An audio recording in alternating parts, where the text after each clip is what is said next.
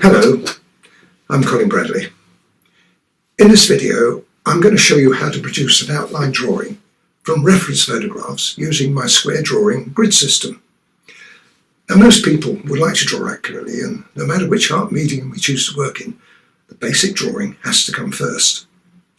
Using the square drawing grids, my students are able to produce a quick and accurate drawing in a fraction of the time it would take a freehand drawing to be completed. So I'm going to show you how to draw three very different subjects using the grids, and I'm sure you'll agree that the system takes away the frustration of trying to get it right. So let's get started.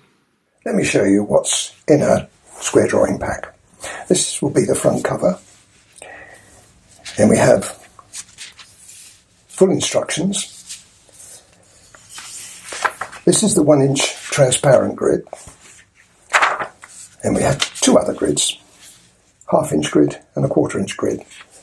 And I'll show you how we use those in a little while. We also give you 3 paper grids. These have got 1-inch squares, the same as the 1-inch transparent grid.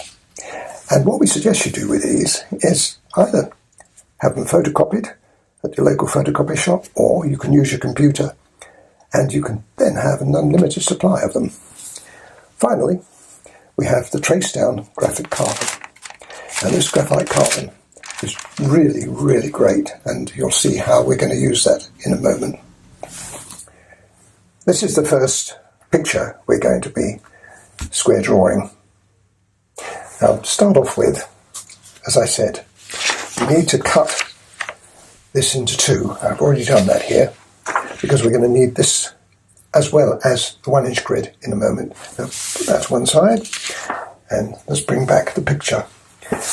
Now, what we've got to do here, and I would suggest you do this, is you attach this to a board. Now I've got a very simple one. This is actually in the square drawing, so you could use this one. It's in the backing sheet for the carbon, but something similar. And what we do with that, get some tape over and take that on. Now, what's most important really is this mustn't move. Once we set this up, it mustn't move at all. So by putting it onto the board, it gives it a little bit more security, and also the 1-inch grid.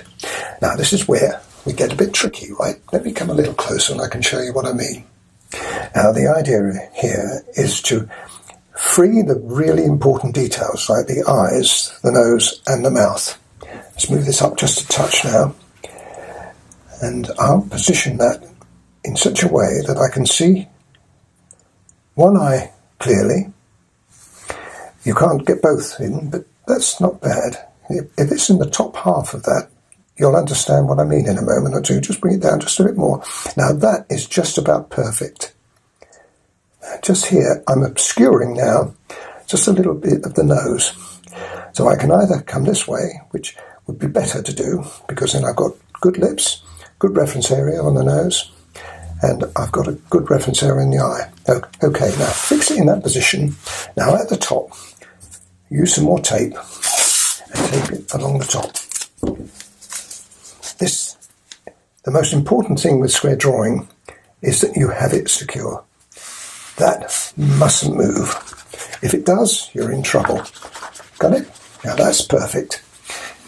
Now that's the reference, but now we want to draw it. I've got quite a stout board here, and it's a good idea to have one. And again, it's a good idea to tape it to that. Don't have to do this, but it's a good idea because it keeps everything nice and firm. Got that. Sorry, I'm bashing the camera stand. Okay, now there we are. Now we've got our drawing, we've got our reference, and we're ready to go. Well, almost. Now this other grid, which is a 1/2-inch grid, you see is exactly 4 times the size of one of these. Now and later on, and I'll show you, I won't do it to start with because I want to get the outline in, but later on I want to bring this in. Now this has to be moved around, you can't have this attached to it.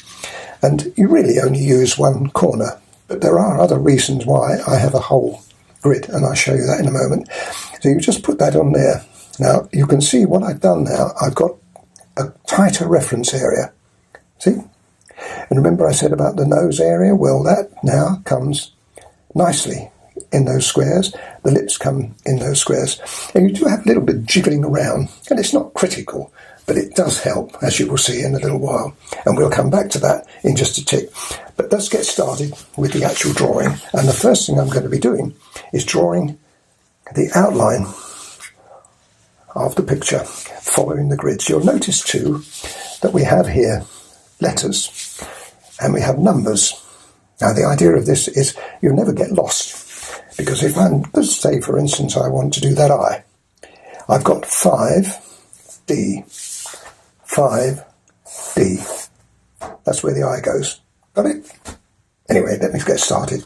As I say, I'll start off and talk about this for a little while, and then I'll carry on without narration until I've got the whole of this image